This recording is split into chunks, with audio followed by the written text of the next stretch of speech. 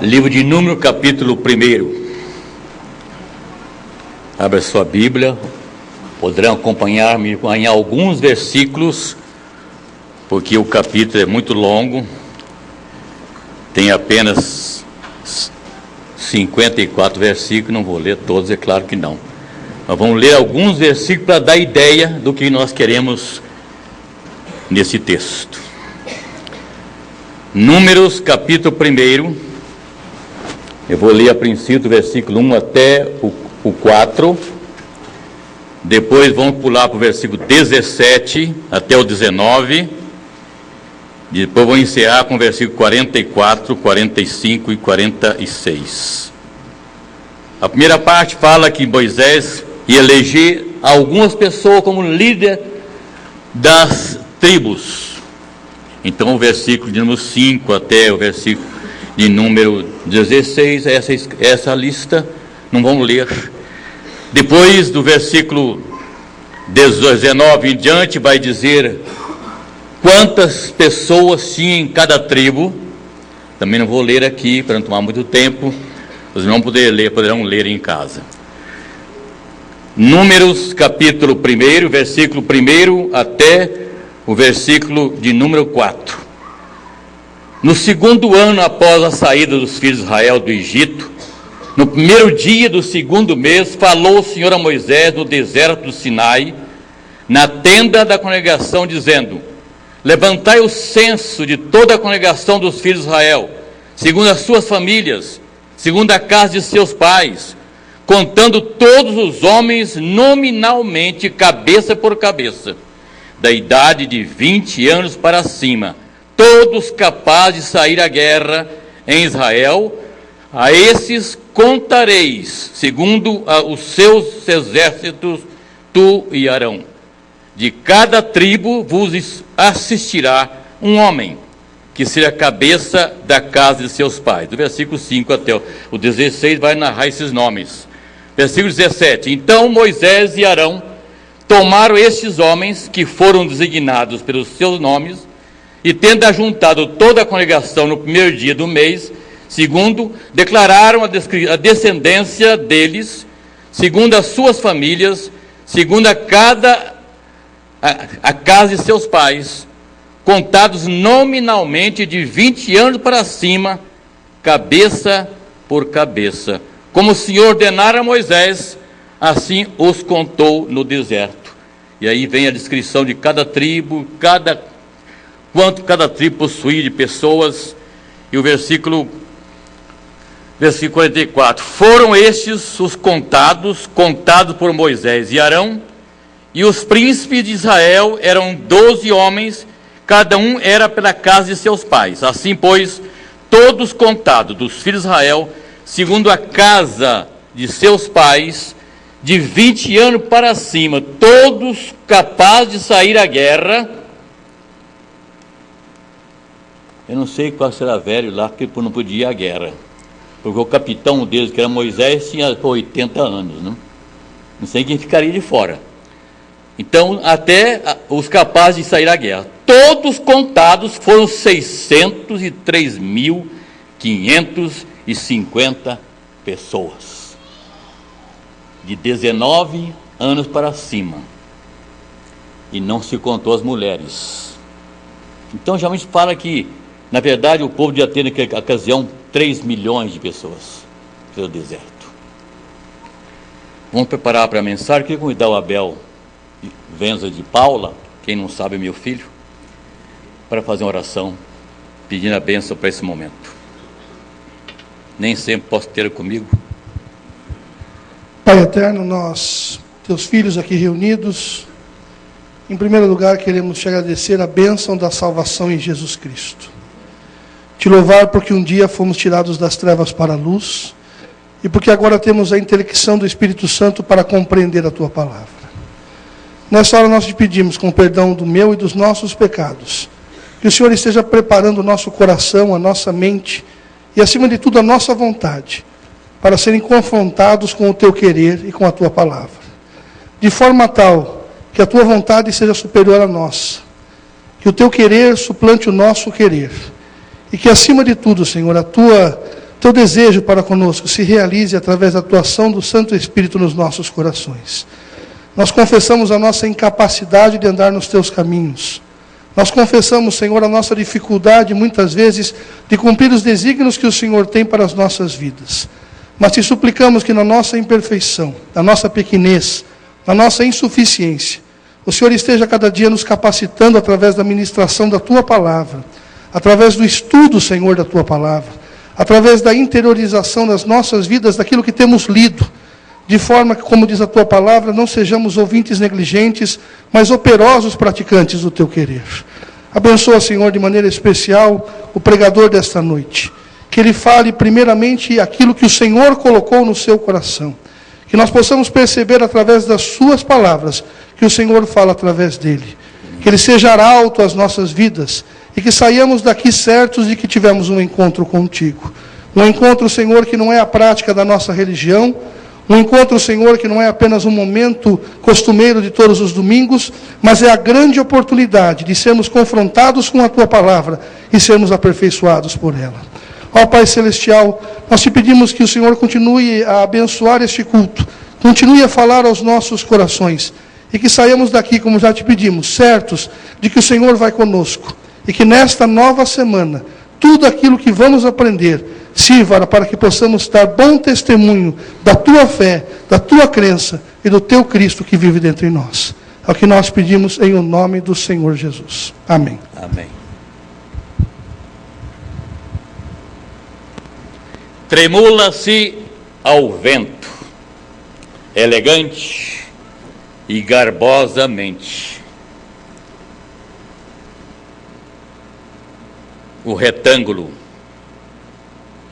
pintado com as cores verde, amarela, azul e branco,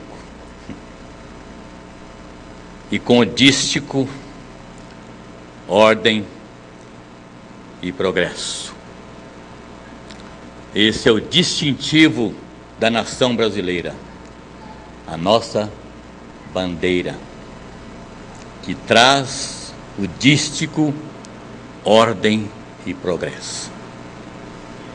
Essa ordem e progresso proclamada, uma mensagem muito importante para o mundo inteiro, principalmente nessa conjuntura em que vivemos, em que há convulsão no mundo inteiro, que a falta de ordem em quase todas as organizações políticas e religiosas. E vem-nos a própria bandeira do nosso país, que foi erguida recentemente, muitas vezes, até o mais alto do mastro, quando ao mesmo tempo um brasileiro subia ao lugar mais alto do pódio, onde recebia uma medalha de ouro. Ordem e progresso. Eu creio que há nessa divisa um quê de sagrado. Porque para que haja progresso, é preciso que haja ordem. É bíblico. O apóstolo São Paulo diz que tudo, porém, seja feito com ordem e decência. O nosso Deus é um Deus de ordem, de paz, assim como todas as igrejas dos santos, diz também a Bíblia. E a história da redenção.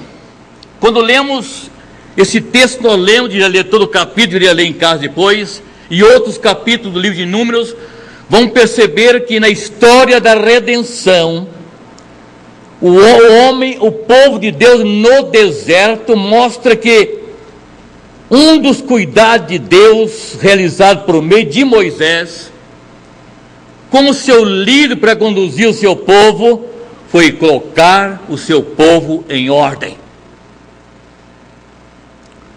Os 4 primeiros capítulos do livro de Números descrevem isto.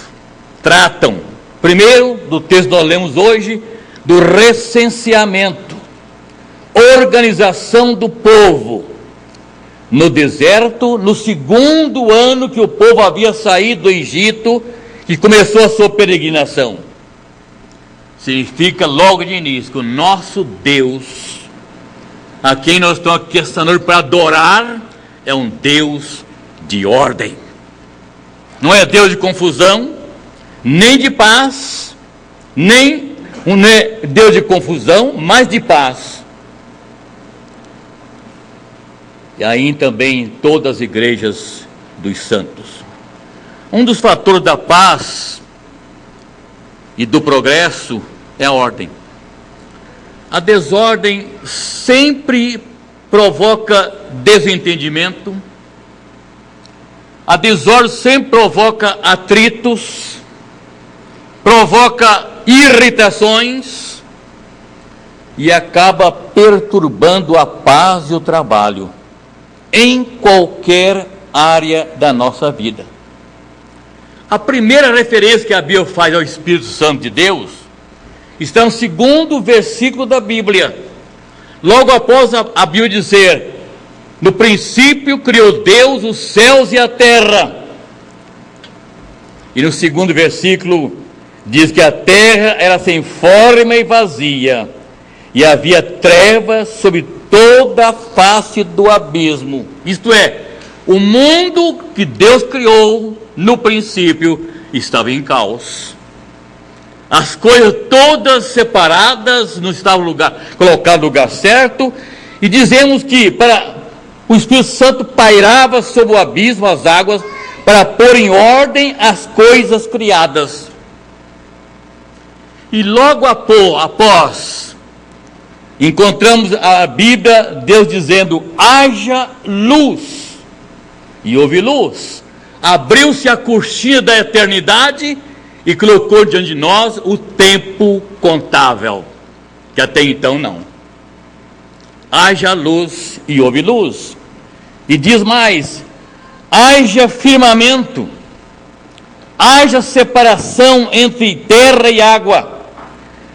E tudo foi feito colocando-se em ordem, cada coisa no seu lugar. O Deus da Bíblia é Deus de ordem. É Deus de ordem e exige ordem no meio de seu povo. Seja lá no deserto, seja hoje na igreja. Vemos a ordem estabelecida por Moisés, por determinação de Deus, entre o povo no deserto. E esta ordem consistiu de 4 atitudes importantes que Moisés tomou por ordem de Deus. Primeiro, na contagem e numeração do povo. Na contagem e numeração do povo. Nós já lemos o texto, apenas reprisando o texto. Deus havia pedido que Moisés contasse o povo de 20 anos para cima. Isso aconteceu. Deus manda que Moisés levante o censo real do povo. Isso tinha em vista uma coisa muito importante. Tinha em vista dar ao povo um conhecimento exato de si mesmo, um conhecimento exato do seu poder, um conhecimento exato do seu exército. Tinha que enfrentar muitos inimigos na estrada, no deserto,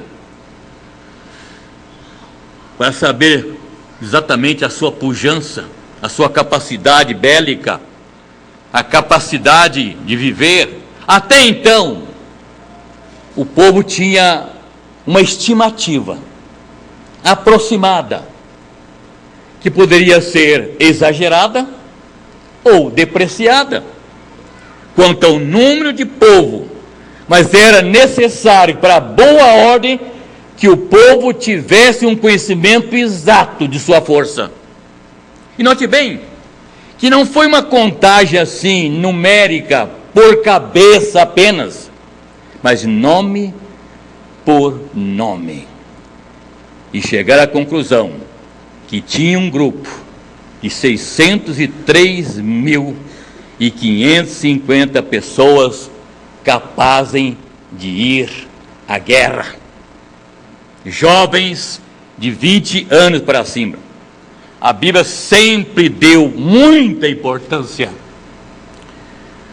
à pessoa, ao indivíduo, porque o homem não é apenas uma unidade combativa, o homem não é apenas um número, como geralmente nós somos contados no mundo hoje, quase de modo geral, por número. Nós somos chamados num consultório médico por número, nós somos contados em filas e filas que nós enfrentamos por número, nós pegamos lá numa senha.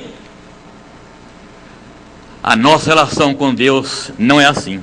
Deus tem seus olhos em cada um de nós como pessoa e pergunta cada dia a cada um de nós: serviste hoje a quem? A Bíblia diz que Deus nos conhece pelo nome. Faz parte da ordem sabermos quanto nós somos. A Igreja Presbiteriana de Formosa, a partir de hoje, tem mais 2 pessoas no seu rol. E se perguntar ao pastor, perguntar ao secretário do conselho, a um presbítero, ele sabe quantos membros maiores tem essa igreja, quantos membros menores tem essa igreja. Porque saber quantos somos faz parte da ordem. Em segundo lugar, encontramos a disposição das tribos no arraial.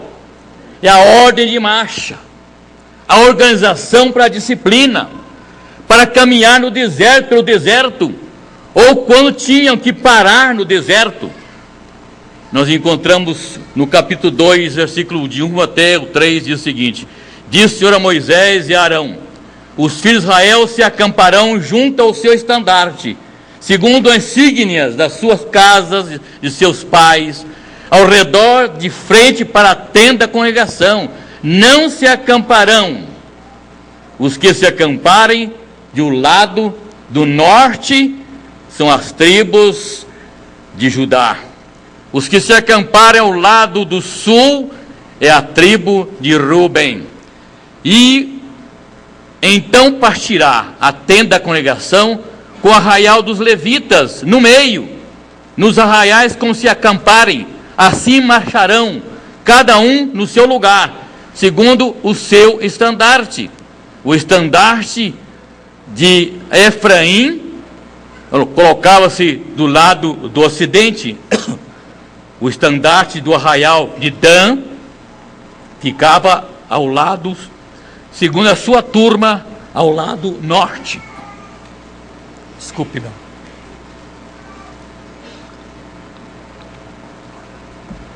Ordem para acampar. Ordem para acampar. É claro, meus irmãos, que não pode haver trabalho nem progresso se nós não somos organizados. Moisés aplicou a regra importante: um lugar para cada homem, e cada homem no seu lugar. Interessante que a Bíblia diz que ninguém ficava à toa. Uma pessoa desocupada no meio de quem trabalha só estorva, não é verdade? Uma pessoa desocupada, que não tem o que fazer, no meio de pessoas que estão trabalhando, só causa problemas. Apresentava-se o povo de Israel como uma grande cidade.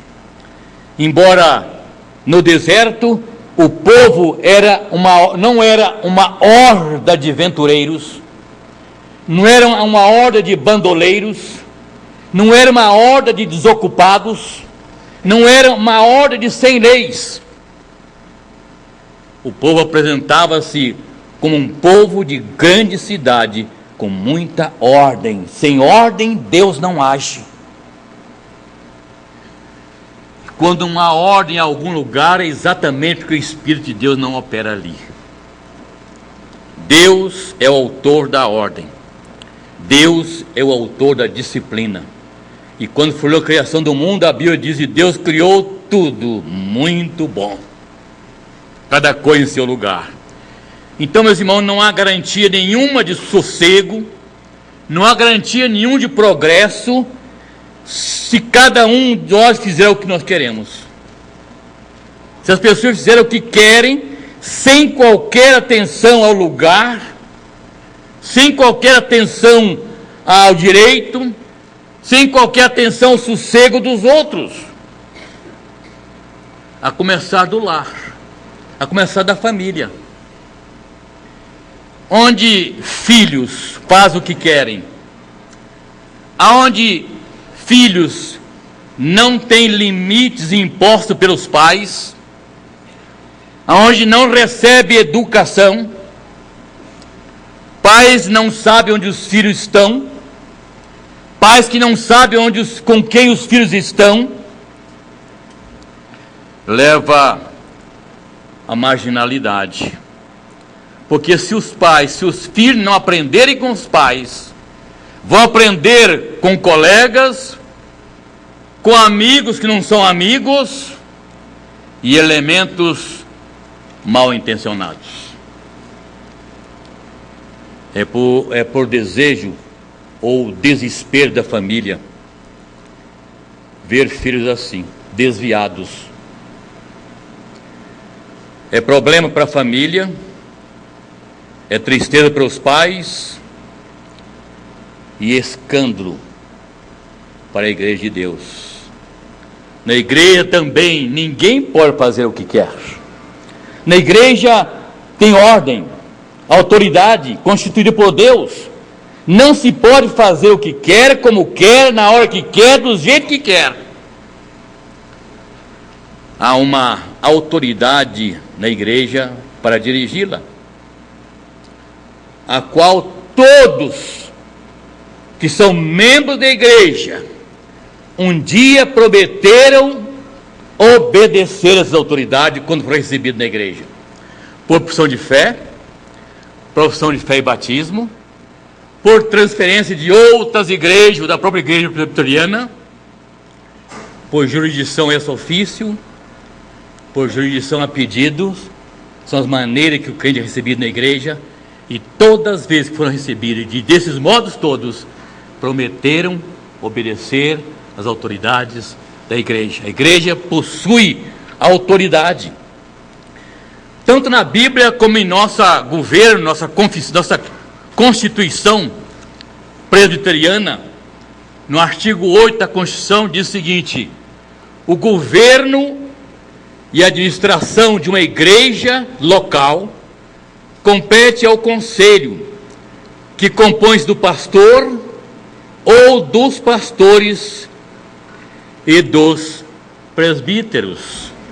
São esses que governam a igreja. O conselho composto do pastor, dos presbíteros, esse forma o conselho da igreja. E o conselho, por sua vez, obedece aos conselhos superiores: presbitério, sínodo e supremo concílio. O conselho é composto do pastor ou pastor e dos presbíteros, e um elemento só não é conselho. Todas as decisões são tomadas de conjunto. Os membros da igreja também têm seus deveres. Quando abrimos nossa Constituição, além de estar na Bíblia, nós encontramos aqui no artigo 14 da nossa Constituição os deveres de membro da igreja, que muitos crentes não sabem. São deveres dos membros da igreja, conforme o ensino e o Espírito do nosso Senhor Jesus Cristo. Primeiro, viver de acordo com a doutrina e prática da Escritura Sagrada. Segundo, honrar e propagar o Evangelho pela vida e pela palavra. Terceiro, sustentar, não é ajudar não, sustentar a sua igreja e as suas instituições, moral e financeiramente. Quarto, obedecer às autoridades da igreja enquanto estas permanecerem fiéis às Sagradas Escrituras. Quinto, participar dos trabalhos e reuniões de sua igreja, inclusive assembleias. Artigo 15. Poderão perder os privilégios de direito de membro da igreja os que forem excluídos por disciplina, também os que, embora moralmente inculpáveis, não desejam pertencer à igreja. A igreja não obriga ninguém a ser membro, não. Eu tive experiência nessa igreja, única experiência no meu ministério todo, que uma moça mandou uma carta ao conselho pedindo que não queria mais ser membro da igreja. O conselho não reuniu nem em tribunal, atendeu na hora. Não é obrigado a ser membro da igreja, mas se é membro da igreja, tem o dever de obedecer às autoridades da igreja. Ninguém tem autoridade além daquela que é dada pela Constituição da igreja e pela Bíblia. E nenhuma pessoa pode assumir compromisso pela igreja se para isso não foi credenciado. O membro que desobedecer autoridades sofrem sanção disciplinar. Ordem. Ordem. Aprendemos dessa atitude de Moisés na disposição das tribos de trabalho.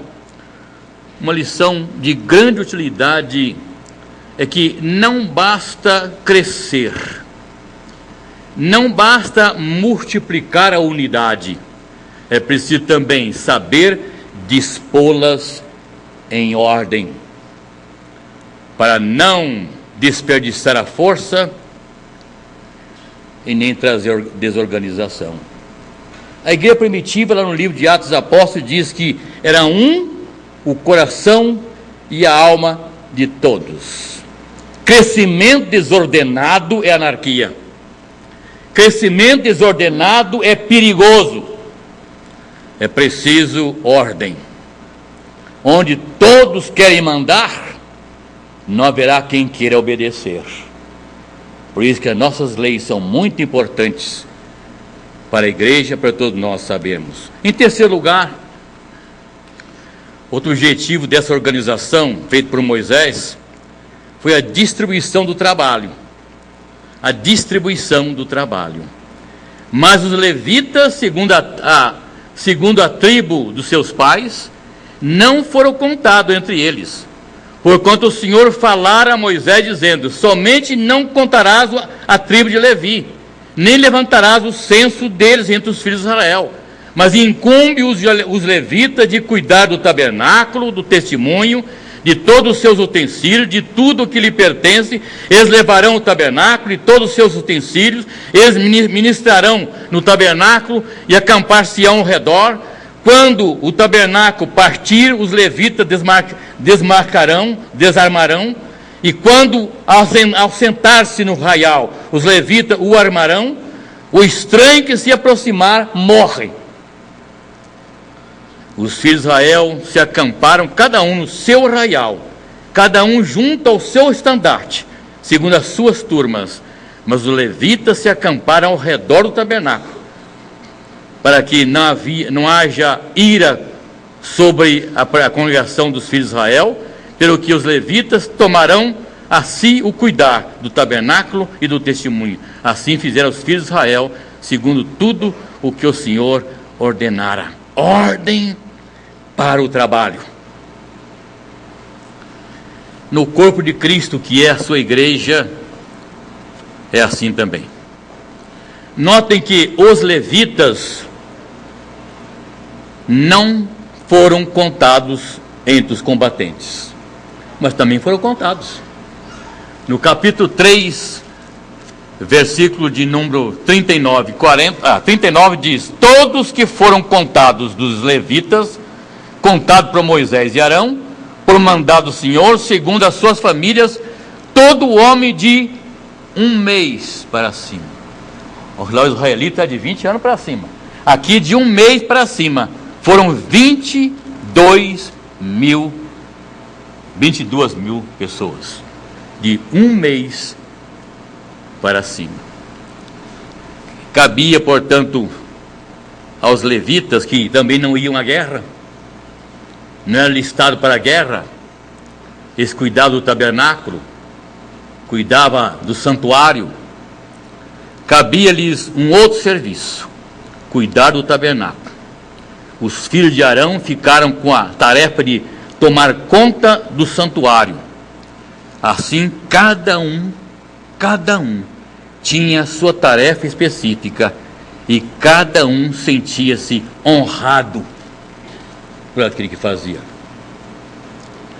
onde havia tanto trabalho, onde havia tantos detalhes, serviço do sacrifício, montagem, desmontagem, transporte do tabernáculo, era preciso que cada um tivesse a sua tarefa, para não haver confusão, atritos, atrasos e alguém sobrecarregado. Era um quadro admirável ver o povo no deserto, levando consigo o seu riquíssimo e suntuoso templo desmontável e o tabernáculo, em perfeita ordem, nenhum atraso, e cada um realizava a sua tarefa a tempo. Ninguém esperava um pelo outro, para que não houvesse ninguém desocupado. Não havia ninguém que fosse apenas espectadores. Nós vimos lá antes que os preguiçosos e os elementos estranhos eram eliminados. Meus irmãos, há nesse quadro uma linda figura do que deva ser a igreja de Cristo. Divisão, responsabilidade para o serviço de Deus. Paulo usa muito falar sobre isso no capítulo 12, versículo 4 em diante da sua primeira carta. Ele diz alguma coisa extraordinária que gostaria de ler com os irmãos.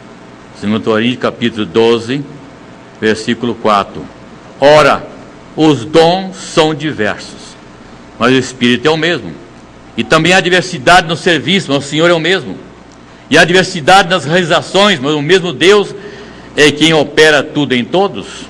A manifestação do Espírito é concedida a cada um visando um fim proveitoso, porque a um é dada mediante o Espírito a palavra da sabedoria, e a outro, segundo o mesmo Espírito, a palavra do conhecimento, outro no mesmo Espírito a fé, outro no mesmo Espírito dons de curar, outro operações de milagres, outros profecia, outro discernimento de Espírito, a um variedade de línguas, a outro a capacidade para interpretá-la, mas um só é o mesmo Espírito que realiza todas essas coisas, distribuindo-as como lhe apraz a cada um individualmente.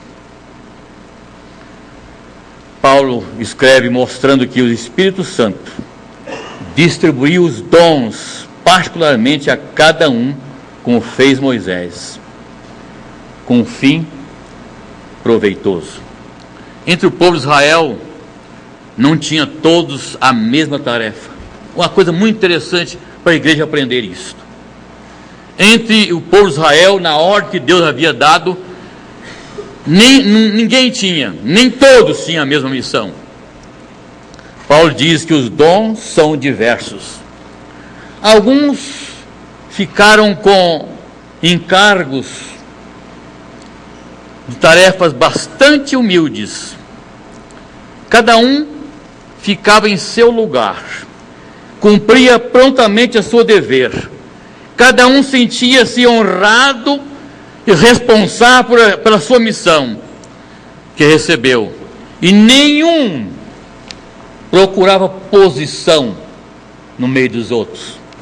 Cada um tinha a sua tarefa, cada um era escolhido conforme o seu dom. Lembrando aqui a parábola de Jesus dos talentos. Alguém tinha 8 talentos, escolheu 3 pessoas, em vez de escolher 8, escolheu 8 pessoas, ou então uma pessoa só, escolheu 3 pessoas. Um recebeu 5, outro recebeu 2, outro recebeu 1. E a Bíblia diz, cada um conforme a sua capacidade. Deus quer que nós atuemos na igreja, cada um conforme a sua habilidade. Não era a pessoa que escolhia o seu dom, era chamado para isso. É o que tem faltado muitas vezes nas igrejas hoje. Há crente muito sobrecarregado no trabalho da igreja. Há outros sem nada a fazer, com tempo de criticar e fofocar. E outros procurando grandes postos, mas não querendo trabalho, apenas posições. não era com o povo de Israel. A humildade das tarefas não deprecia o crente, porém todos são igualmente necessárias e importantes. O importante é que se faça o melhor possível e com cuidado de não fazer relaxadamente. É o profeta Jeremias que diz: maldito aquele que fizer a obra do Senhor relaxadamente. Em grandeza não é que se ganha ou se perde. Seja o melhor possível aquilo que você é. Isso foi dito pela poetisa Gabriela Mistral, poetisa chilena. Não caia no erro de pensar que só se constrói, só se conquista mérito com os grandes trabalhos, porque há pequenos serviços que são imensos serviços.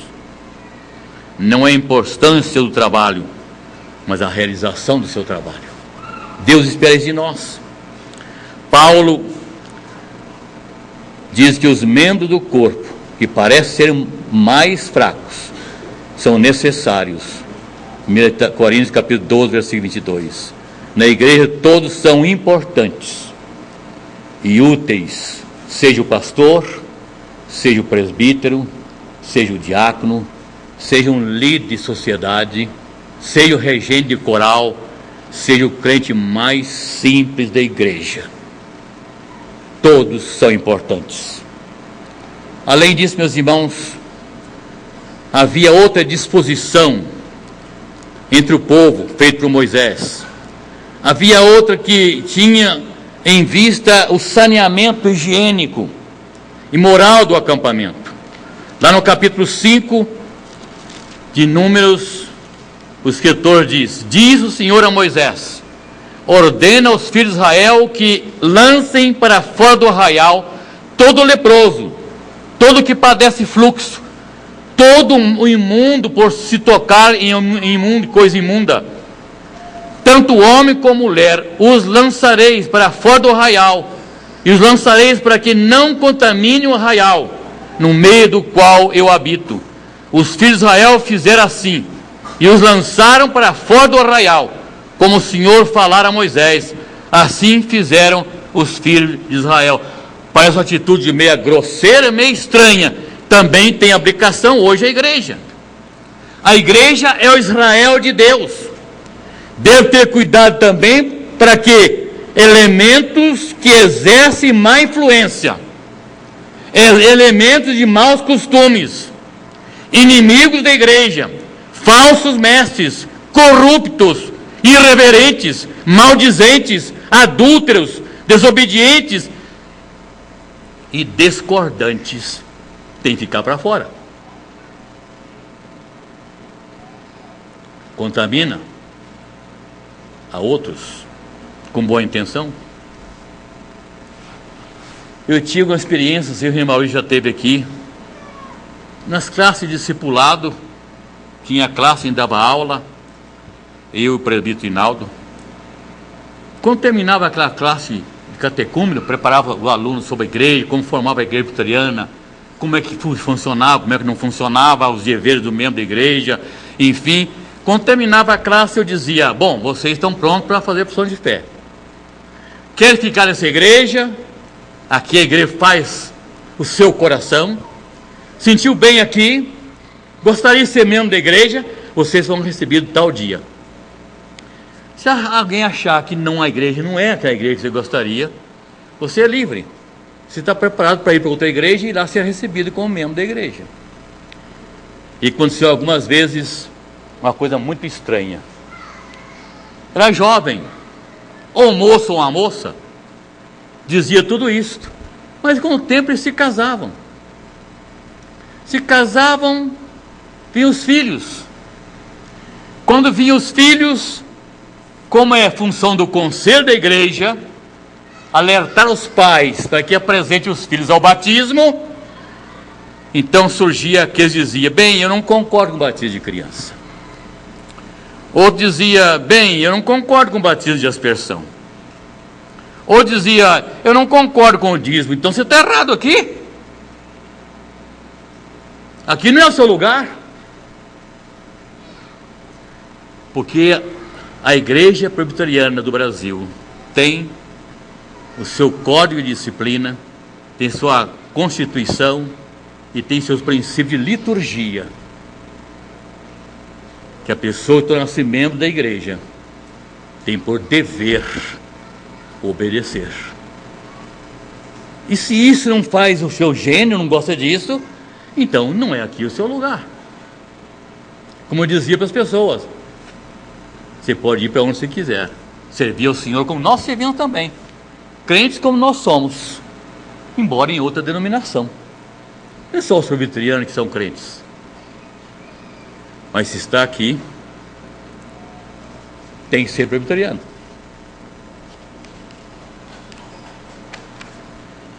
Paulo diz, o povo, falando sobre a expressão do povo de Deus, ele tem uma coisa a mais que eu gostaria de deixar aqui para os irmãos, aqui em 1 Coríntios capítulo 5, do 9 em diante. Presta atenção. Capítulo 5, do versículo 9 em diante. Já em carta eu escrevi, que não vos associeis com os impuros.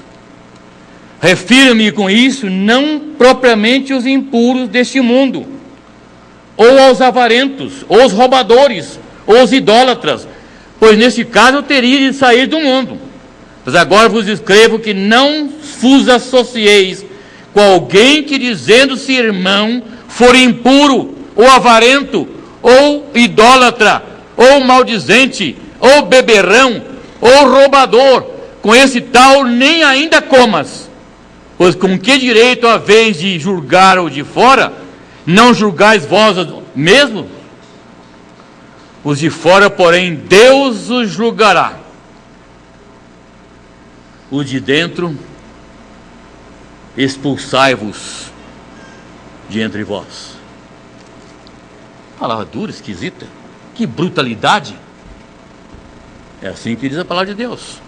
É assim que diz a palavra de Deus. O povo de Deus não pode se misturar. Expulsai, pois, de entre vós o malfeitor. O receber novos membros da igreja é uma coisa tão bonita, maravilhosa. Hoje, 2 novos membros. Criança. Não, um adulto e uma criança. A função da igreja é essa: criar novos adoradores. Mas eu falei algumas coisas na minha vida já, eu sou responsável pelo que eu digo, que eu acho um pouco meio brutalhado. Receber novos membros é uma benção, mas despedir outros é muito bom também.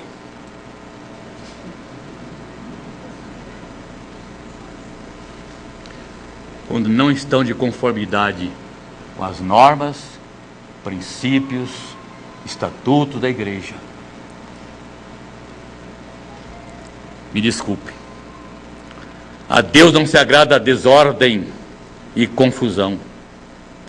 Não há sociedade entre luz e trevas, entre a ordem e a desordem. Não há harmonia entre Cristo e o diabo, e nem o joio e o trigo. Sabe por quê, meus irmãos? Porque é exatamente na confusão, na falta de ordem e disciplina, é que o diabo engana e desvia as almas do caminho de Cristo. É por meio da desordem que ele irrita e faz errar. Nós estamos cansados de ver em nossa sociedade, no mundo político e mesmo no mundo evangélico, tantas coisas erradas, corruptos, ladrões, mentirosos, desonestos.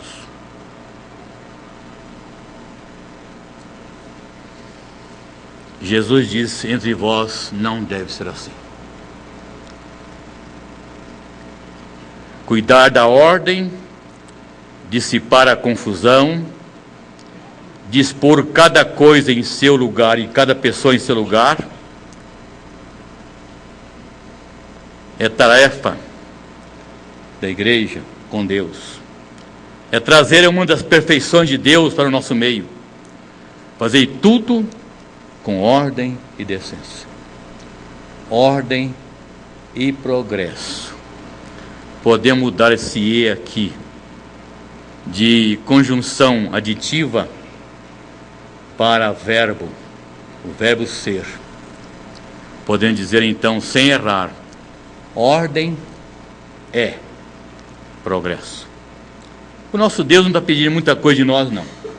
Deus não pede que você faça um trabalho extraordinário, não. Deus não está pedindo que você faça um trabalho grande demais, não. Deus apenas quer que nós sejamos fiéis. E o apóstolo São Paulo, lá em 1 Coríntios 4, 1 e 2, ele diz: assim, pois, que os homens nos considerem como ministros de Cristo e dispenseiros dos mistérios de Deus. E o que se requer de cada dispenseiro é que cada um seja fiel. Amém.